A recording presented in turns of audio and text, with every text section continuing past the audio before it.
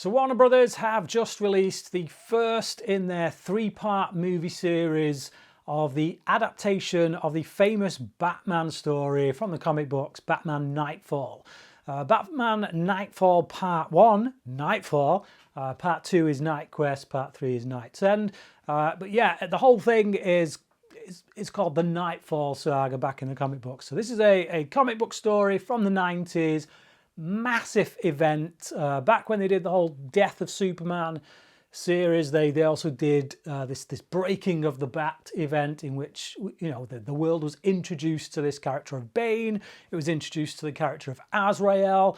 Lots of new characters that, yeah, for me, I became a Batman fan around the time that Nightfall was released. I came in like during the middle of the Nightfall run and got the back issues, and it was my introduction to so many Batman characters, because the story revolves around this new villain, Bane. He breaks out all the inmates from Arkham Asylum. All the villains that Batman's captured over the years suddenly hit the streets, and Batman has to capture them all now, basically. You know, he's not just dealing with one as and when they come. They're all out, they're all on the streets, they're all doing their thing, and he gets run ragged while this guy Bane waits in the shadows for him to be tired enough for him to then make his attack against him. So yeah, it was the big breaking of the Batman story. It is probably my all-time favorite comic book story. My top three are like Batman Year One, The Killing Joke, and then Nightfall, the whole Nightfall kind of saga.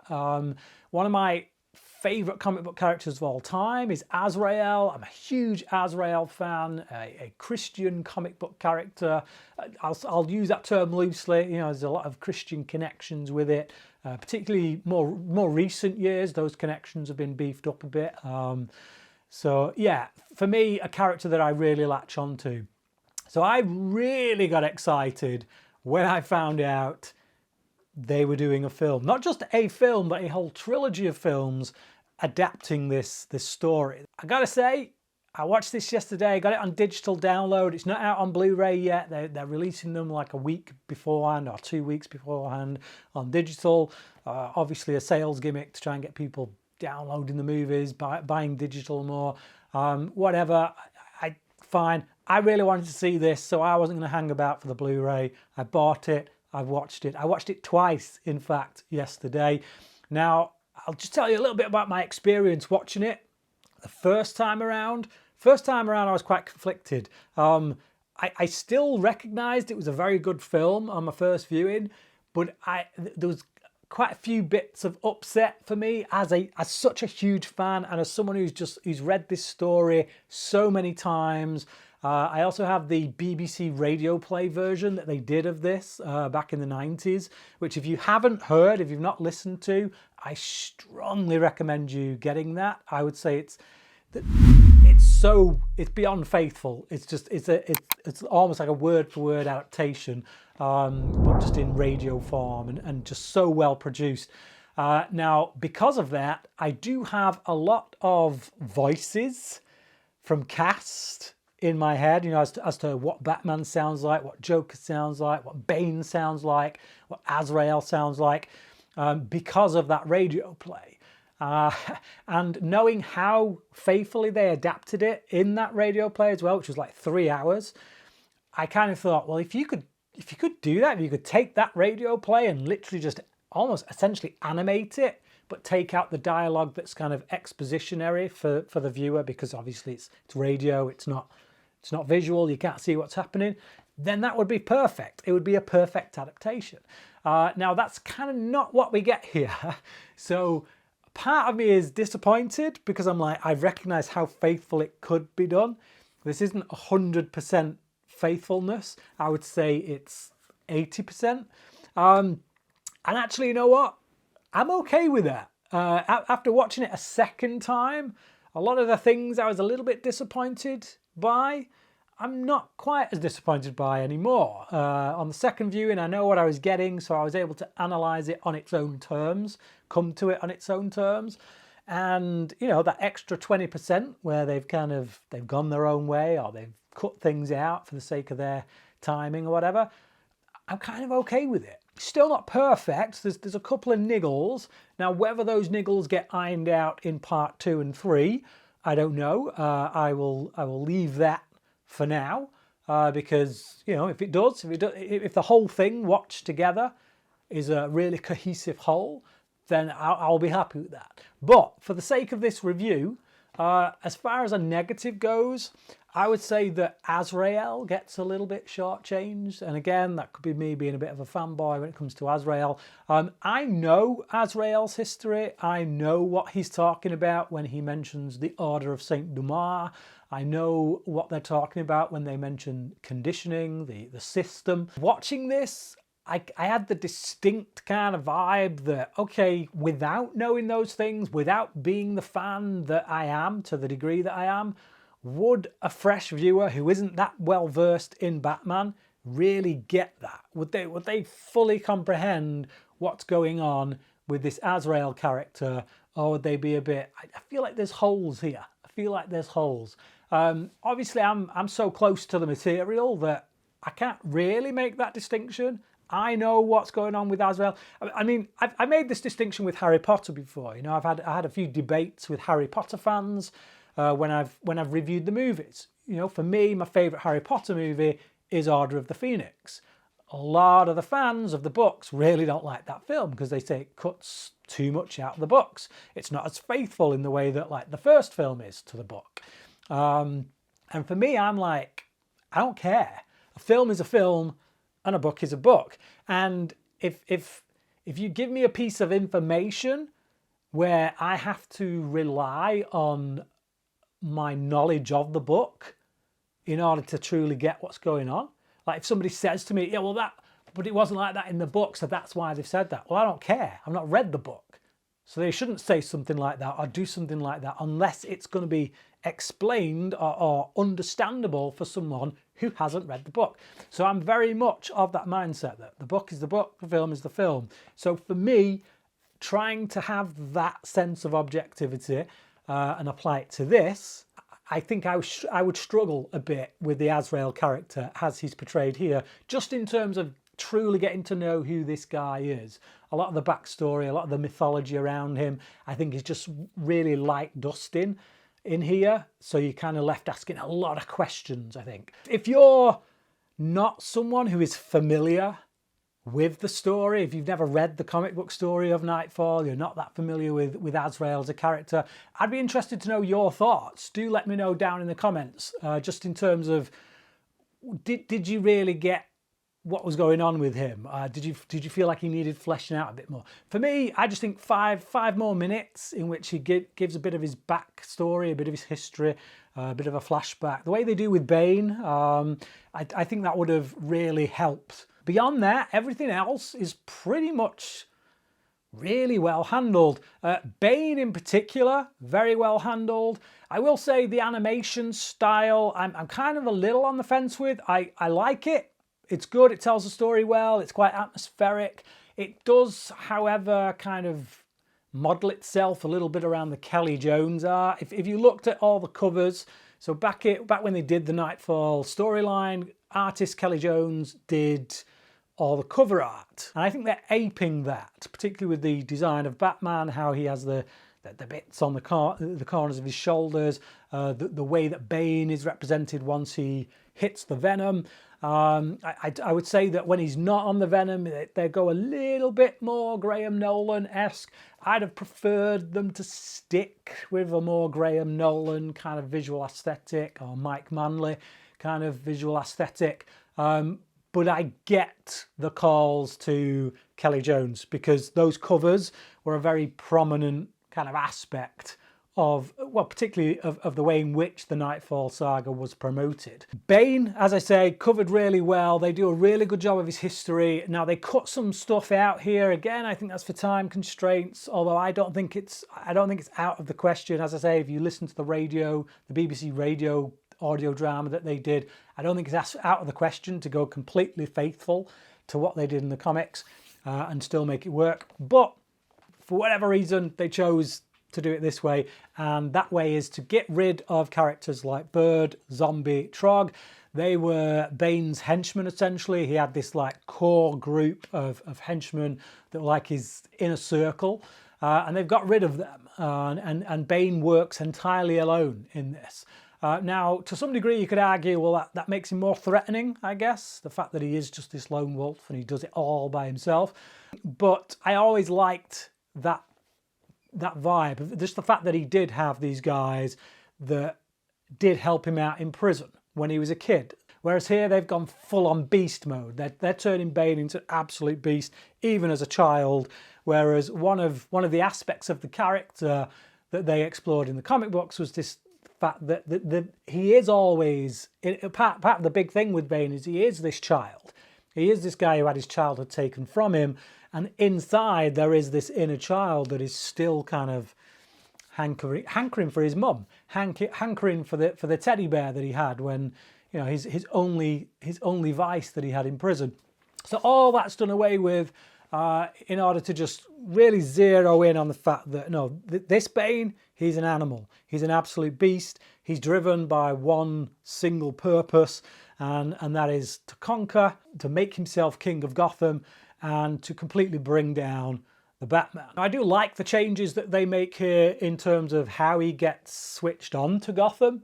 You know, a lot of the stuff with his connection to Batman, his early connection to Batman, was all about dreams. It's almost like visions that he was going to take down this bat, and it's like, okay, it works for me in the comics, but here it's a lot more kind of earthly explanations. In the no, he hears about Gotham, he hears about Thomas Wayne, and he sees the way that Gotham's gone, and he blames Bruce Wayne for that. He blames Batman for that. And I do like this idea that's being explored here of does Batman's presence in Gotham actually make Gotham weaker? Have they become so reliant on him that ultimately his presence does them a disservice? They're no longer standing on their own 2 feet. That's one aspect of Commissioner Gordon I didn't like, because I do think you see that in him here.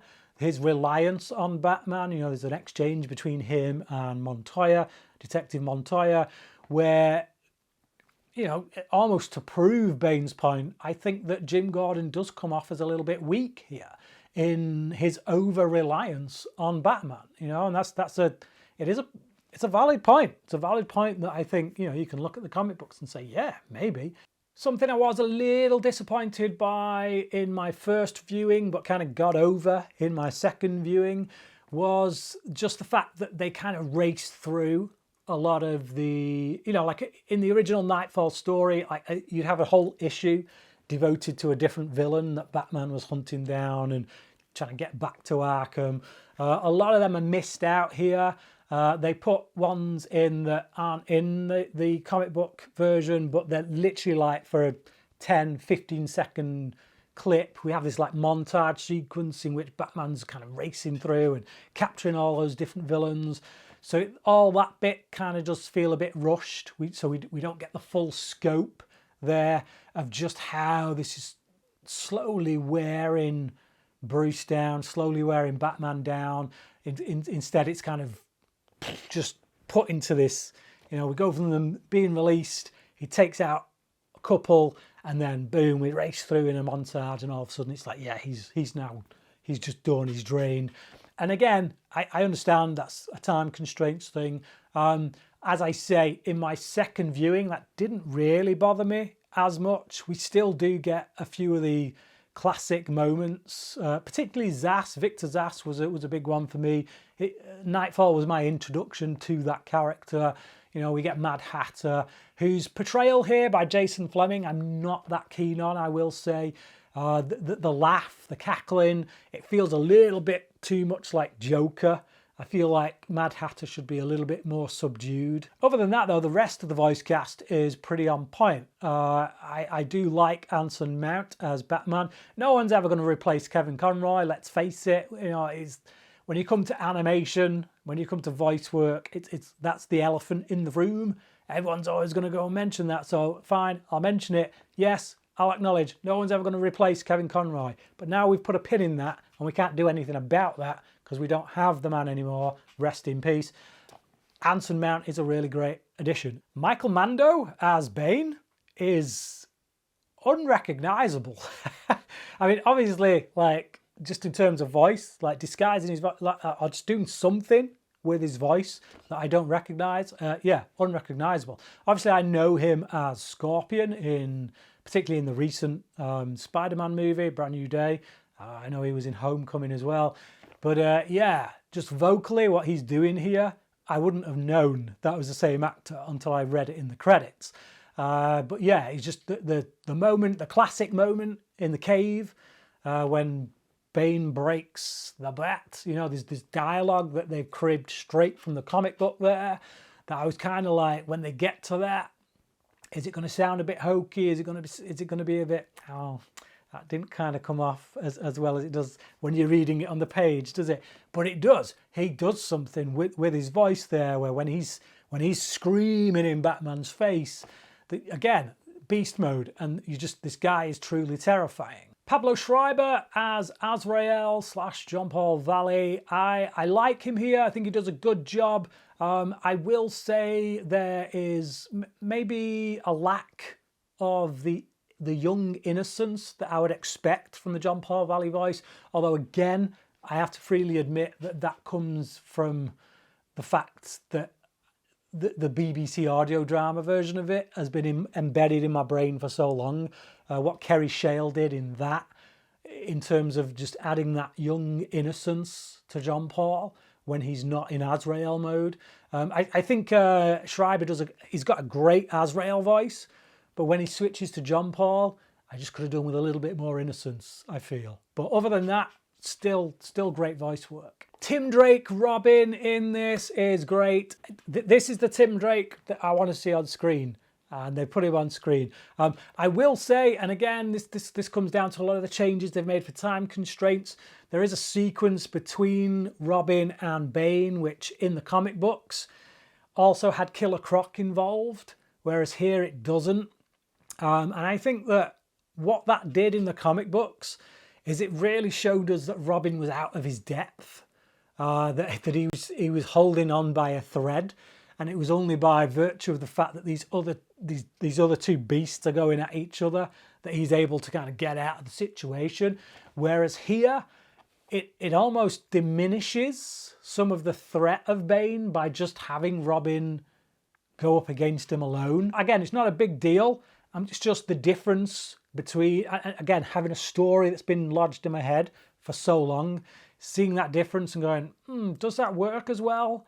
I would say in this instance, I would prefer the Killer Croc element in that sequence. And, you know, if you're going to throw us down in the sewers anyway, why not have him? But they don't. So I'm left with this scene in which I'm kind of going, okay, but without Killer Croc, what does that take away? And it does actually take something away, which is this idea that Robin is completely out of his element. But beyond that, I love Robin in this. I love the portrayal. I like the dynamic that he has with Azrael, how he's kind of almost taking Azrael under his wing to help train him. Disobedience towards Bruce, but in a way that makes sense. Not in a Jason Todd kind of way where it's just like, up yours, I'm going to do what I want to do. But it's more of a, no, actually, I can see the logic here of going down this road. Someone needs to do it. And Batman needs help, even if he can't see it. So, yeah, I understand that kind of aspect of the character as well. It's done in a way that makes you not go, you're just a douchebag. Why don't you just listen to what Batman's saying? No, it's done in a way where I can get on board. I like this kid. Tox Olagundoye, if I've pronounced that right. She voices Chandra Kinsolving, a character that most people, if you've not seen the film and you're not familiar with the comic books, you're gonna have no clue who this woman is. But yeah, she plays Chandra Kinsolving, and I really like what she brings to that character. So Kinsolving is a doctor, she's a therapist, but she has a big story arc in the comic books and presumably will do so here in this trilogy. And I just think that she's perfectly cast. What you need from that character, someone who is a healer, just an absolute healer, who you could be in their presence and feel like feel like you're being healed spiritually, mentally, physically. I feel like she's got the right voice for that. You know, when we have these conversations between her and Bruce, the gentleness of her voice, even though she can still be firm, it's just right. You know, they cast right for that. Perfect casting, totally sold. And yeah, looking forward to seeing how they develop Chandra Consolving over these 3 movies and what differences they're going to make, what changes they're going to make, obviously, because they are going to make quite a few given the amount they've made here. But ultimately, I just feel like despite the changes, despite whatever changes they've made, they've got the essence of the story. I feel like I'm watching Nightfall. I really do. I feel like that story that got me so hooked into comic books and into Batman as a character back in the 90s, that I owe a huge debt to, really, in terms of my passion for Batman. I feel like, yeah, for a 1 hour, 18-minute movie, 5 minutes of which are credits, I think they've packed quite a bit in, and they've done a real good job with it. Like I say, I hope we get a bit more into Azrael's background in the next part. But beyond that, I'm really happy. I give this 4 stars, but I gotta say, it's kind of, I'm trying to be not such a Batman nerd about it. Because I know my Batman nerdism in the past has got me into hot water in terms of my ratings for anything Batman related. I've gone a little on the conservative side this time round, and I've given it 4 stars, but you know what? Over time, that could go up. It could go up, but yeah. Anyway, that's my thoughts on Batman Nightfall Part 1. Really looking forward to Part 2. If you've seen Part 1, if you've seen this movie already, do let me know your thoughts on it down in the comments section. Let me know what you think of the interpretation of the characters here. Yeah, I'm all for it. Let's go. Roll on Part 2. But yeah, thank you for watching this review, and until next time, cracking.